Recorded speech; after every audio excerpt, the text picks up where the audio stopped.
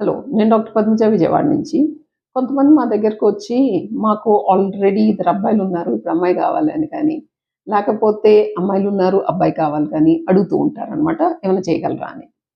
మన దేశంలో పీసీపీఎన్డీటీ యాక్ట్ అని ఒక యాక్ట్, సెంట్రల్ గవర్నమెంట్ యాక్ట్ ఉంది. అది 1994 నుంచి ఇంప్లిమెంటేషన్‌లో ఉంది. ఈ యాక్ట్ ప్రకారము ఎవరు కూడా ప్రీ డిటర్మిన్డ్‌గా, అంటే మనకి ఒక సెక్స్ పరంగా దీన్ని పెంచటం గానీ, దీన్ని తగ్గించటం గానీ, పొట్టలో ఉన్న బేబీ ఏ సెక్స్ గానీ చెప్పటం గానీ, ఒక సెక్స్ బేబీని పుట్టించటానికి ఏ ప్రయత్నాలు కూడా క్రిమినల్ అఫెన్స్ కింద కన్సిడర్ చేస్తారు. దీనికి ఫైన్ ఉంటుంది, జైలు శిక్ష ఉంటుంది, సెంటర్ సీజ్ చేయొచ్చు. సో, ఇది చేసే వాళ్ళకి పనిష్మెంటే కాదు, అడిగే వాళ్ళకి కూడా పనిష్మెంట్ ఉంటుంది. సో, ఈ యాక్టివిటీ మన దేశంలో ఇల్లీగల్ అండ్ క్రిమినల్ అఫెన్స్ కనుక మేము లాస్‌ని